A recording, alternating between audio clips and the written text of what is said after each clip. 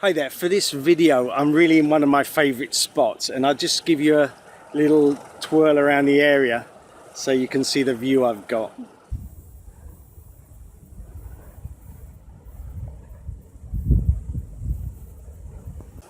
So for this video I want to talk about travelling and working and the things to consider if you're thinking about that lifestyle and thinking about maybe working online and travelling.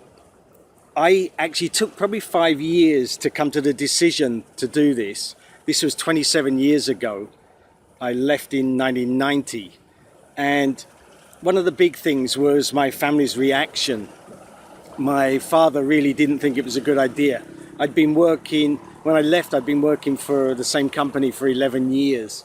And my father didn't think it was a good idea to give up my career.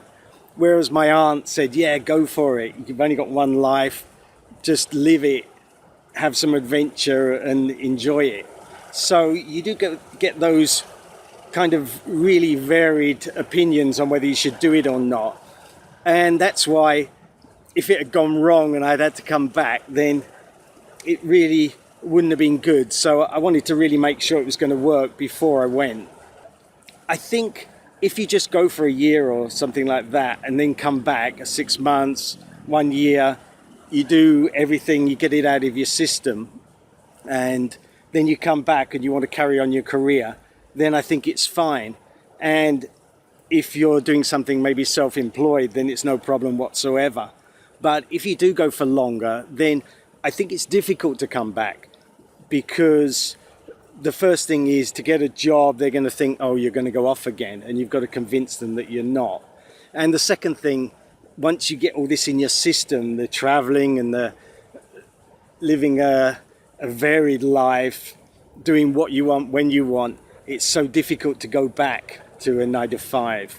And even for me, going back to England, the weather is one big thing. So actually breaking your career, it can be unsettling. So another thing to think about, those are some things from your home country, but you've got to think also about when you're traveling, the safety. Now, I feel pretty safe in Asia. I don't worry about things, but things have happened over the 27 years. There have been incidents that have been a bit dodgy, to say the least. And there are things like the traffic here, if you're on a motorbike, it's definitely not safe. I've seen fatalities, quite a few, on the roads. So there is that side of it, the safety. And the other one is the loneliness, that your mood when you travel, if you're traveling alone, the highs are really good and the lows are really bad. It's not like staying in your home country where things, maybe all week, you've just got the same kind of mood. Maybe Friday things are better because it's the weekend, and maybe Monday it's not so good because you've got the week to come. But when you're traveling, if things are going well, you can do something and you go, wow, this is fantastic. I love it here. This is such an adventure. And then some things go wrong, like you get sick and you just think, oh, I wish I was home. I don't like it. So you have got to expect that. And this highs and lows, you've got to realize that. If you realize it before you go, then it's a lot easier because you can expect it. And then when you've got a low, you think, okay, I know it's going to get better. The next thing to think about is returning home. I left with 3 other people and I didn't keep in touch with them. I don't know whether they returned or not. But for me now, I couldn't return and settle down in England. I couldn't retire there and I couldn't go back to a 9 to 5 job there because it's out of my system. I can't even relate to it. I don't even think now I could work for somebody. I'd found it so difficult. Because maybe the last, 15 years, 20 years, I haven't worked for anybody. And I just don't want to. It would just be so difficult. So returning home will be difficult. And also, your opinion of life and of the world changes. So even when I go back, I can talk about my travels and things that have happened to certain people, but other people it's kind of a different wavelength. I remember after 6 months I went back to my old company, and I'd done all these adventures in India, Himalayas, out in Cambodia and Vietnam. I tried cycling up the coast. I went back to my company just to see the people there, and they kind of said, "Oh, where have you been? I haven't seen you in a while. Did you move departments?" I said, "No, I've been off doing this traveling and adventure."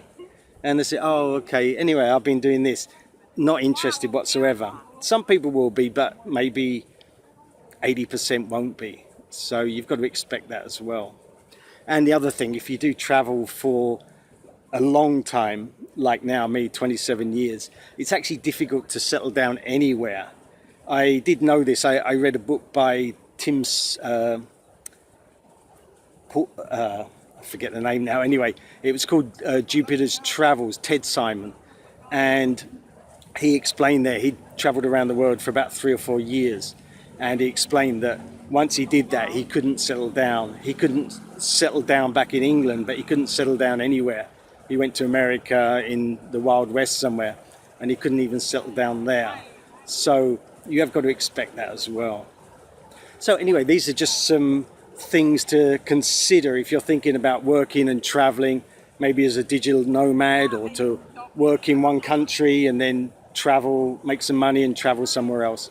These are all things to think about. So I hope you found that useful. If you did, please give this a thumbs up on YouTube. If you've got any questions about traveling or what happens when you leave or when you come back, then please ask them in the box below. If you've done traveling, please share your experience below in the comments. And if this whole lifestyle appeals to you and you'd like to learn more, then please subscribe to my channel. So thanks a lot for watching the video, and I'll see you in the next one.